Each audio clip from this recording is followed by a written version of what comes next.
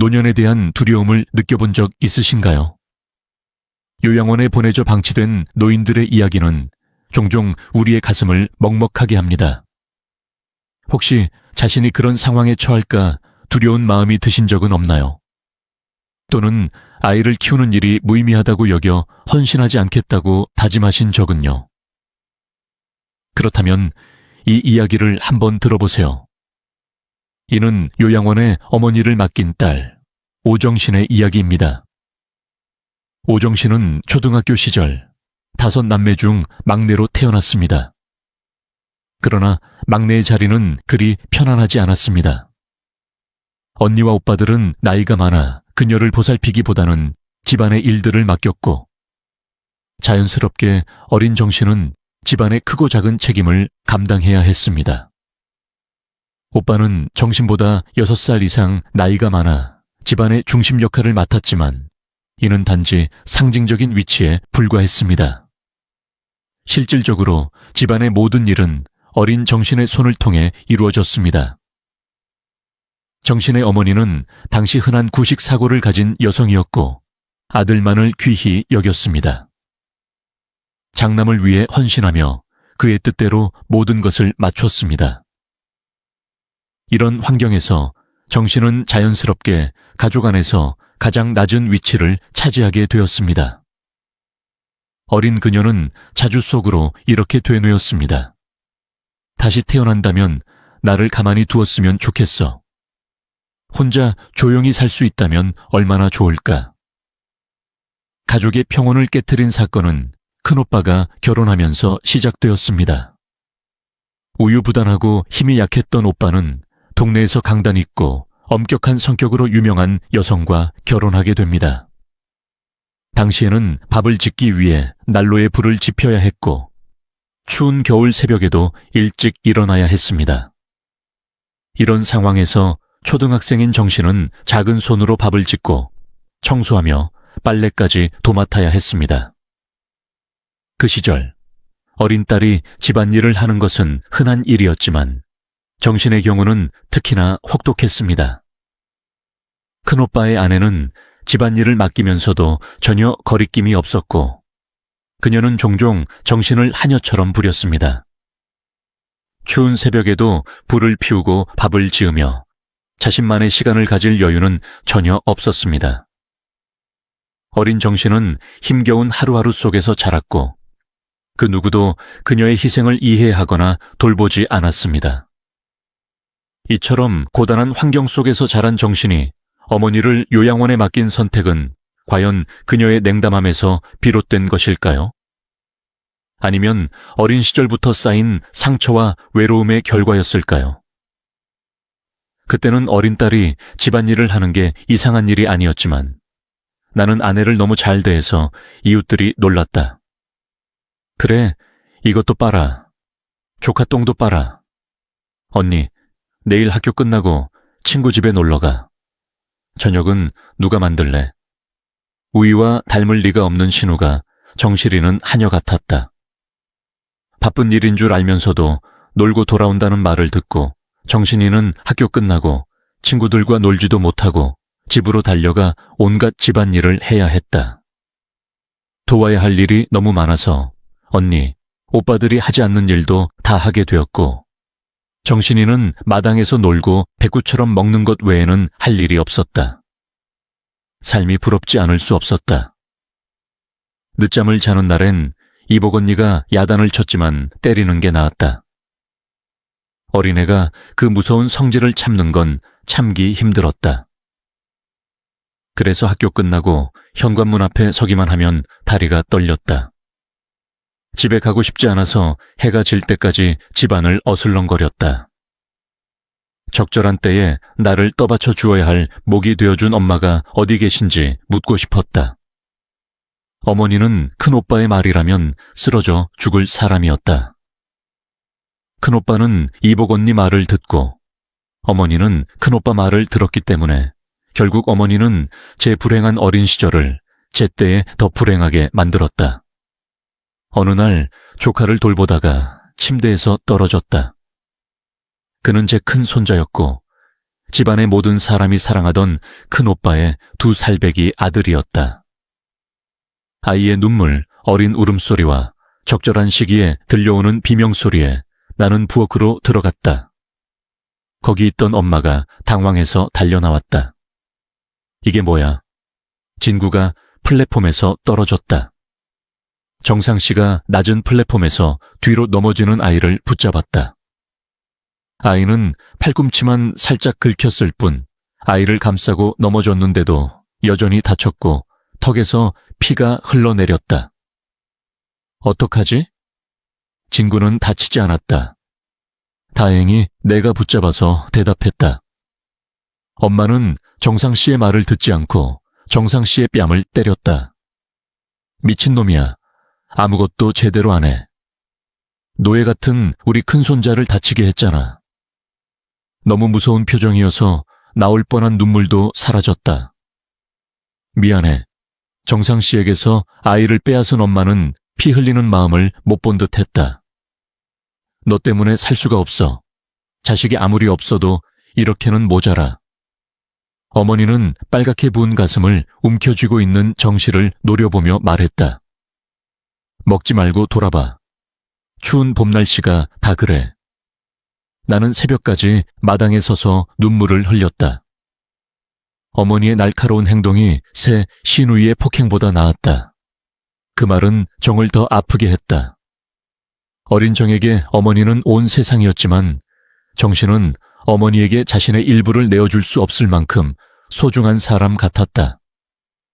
그래서 정씨는 중학생이 될 때까지 어머니로부터 제대로 된 사랑을 받지 못했다. 중학교를 졸업하던 해였다. 이복 언니가 고등학교에 가지 말고 한길운동에 나서라고 하자 정씨는 눈물을 흘리며 어머니에게 불평했다. 엄마, 이복 언니가 고등학교에 보내지 않으면 어떡해요? 친구들이 고등학교 생활 이야기를 하는 동안 정씨는 울면서 어머니에게 애원했다.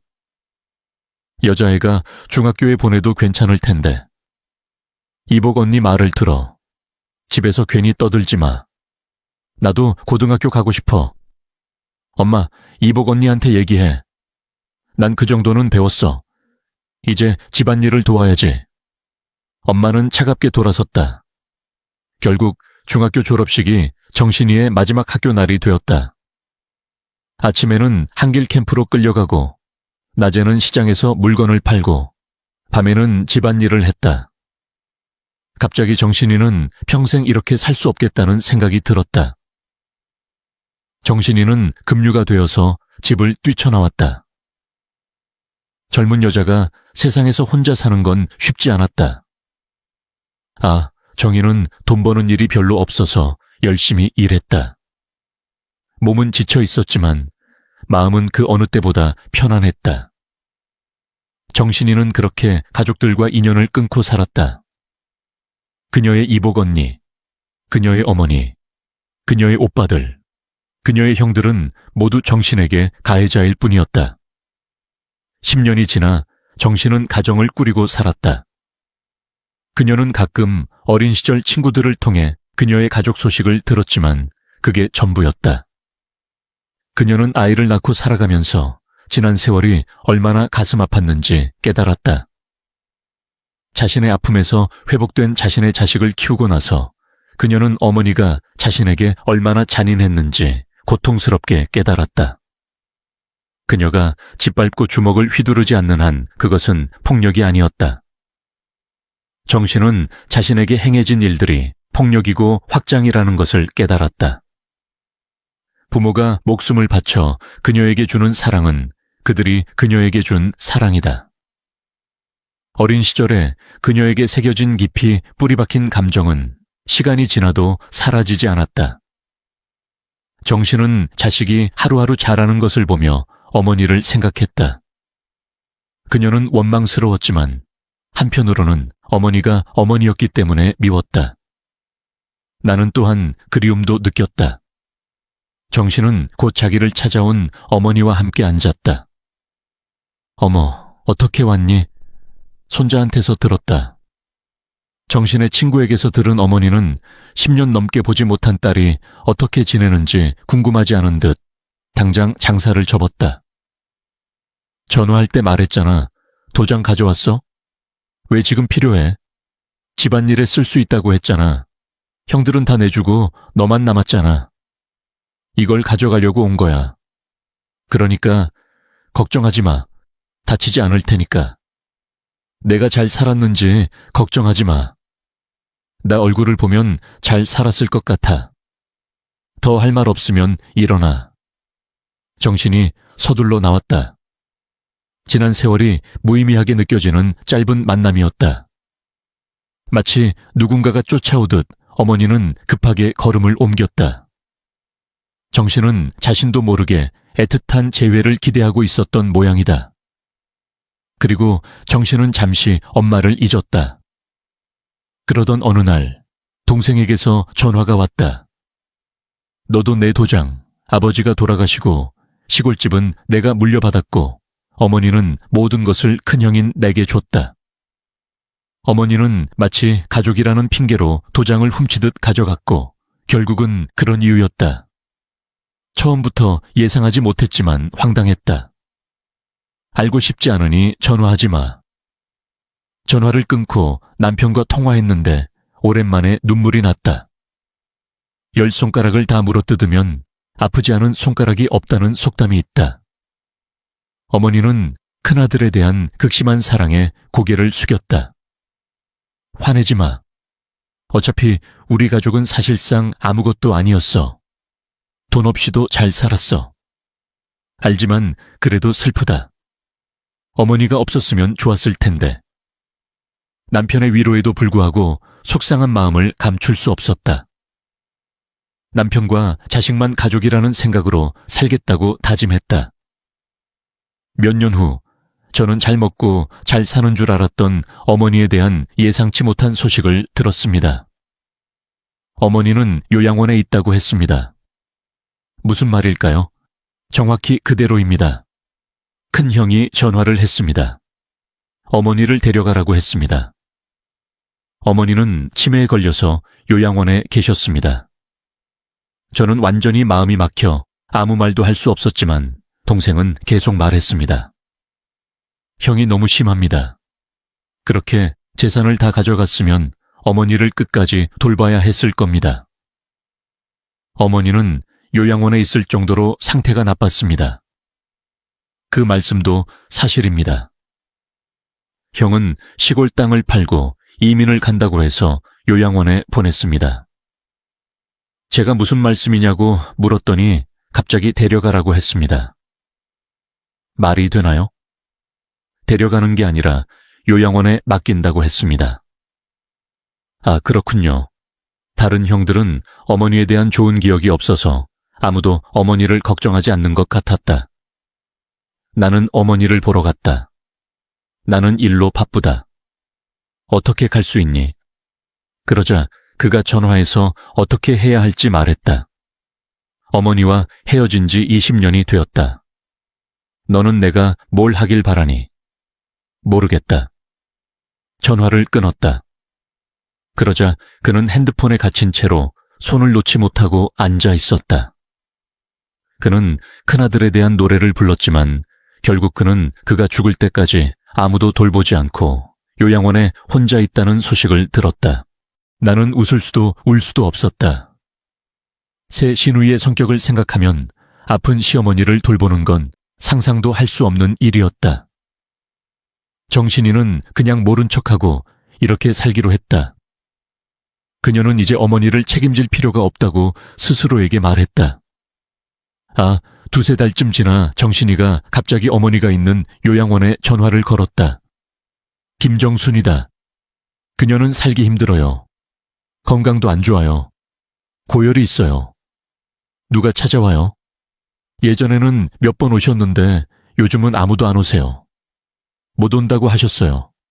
우리 엄마는 신발 속에 모래알 같아요. 무시하고 싶었지만 계속 정신이 짜증나고 걱정이 돼요. 정신이가 엄마를 찾아갔어요. 오랜만에 보는 얼굴은 많이 늙어 있었어요. 정아의 예전 모습을 찾기가 어려웠어요. 정신이가 엄마가 부르자 고개를 돌렸지만 누구인지 눈이 알아볼 수 없었어요. 집으로 보내주세요. 정신이가 집으로 보내주세요 라고 중얼거리는 것을 보고 눈살을 찌푸렸어요. 전혀 정신이 안 돌아오세요? 방금 들어온 간병인에게 물었어요. 아니요, 가끔요. 똑바로 말하세요. 그때 집으로 보내달라고 부탁했어요. 큰아들 얘기를 많이 하세요. 그 모든 일 속에서도 당신의 어머니는 당신의 큰아들에 대해 불평하는데 지쳐 있었습니다.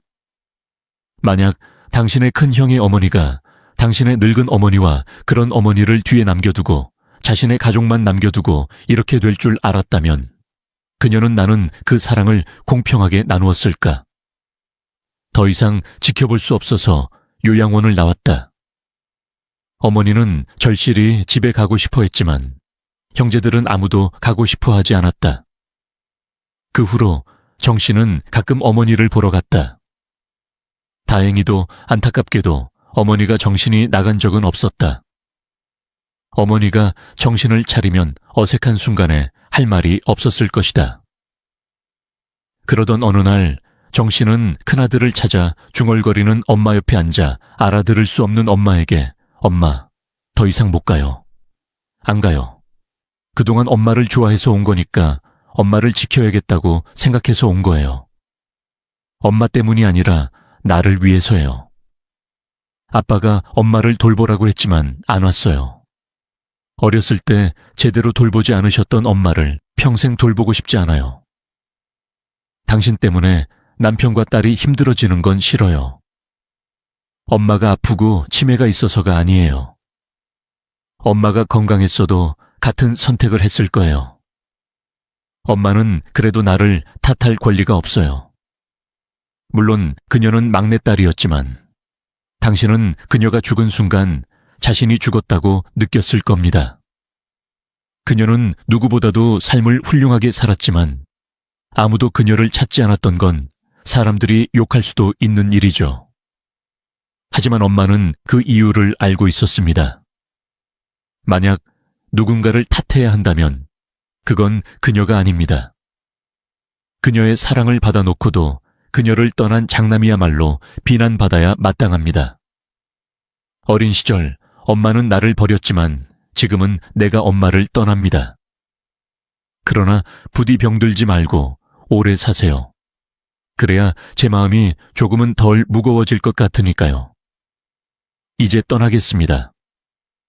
허공을 멍하니 응시하는 엄마를 남겨두고 제 마음은 이미 병실을 벗어났습니다. 세상에는 부모를 버리는 자식도, 자식을 외면하는 부모도 존재합니다. 이러한 현실을 온전히 이해하지 못한 채 누군가를 비난할 순 없습니다. 하지만 젊은이는 자신도 언젠가는 나이가 들 것임을 기억해야 합니다.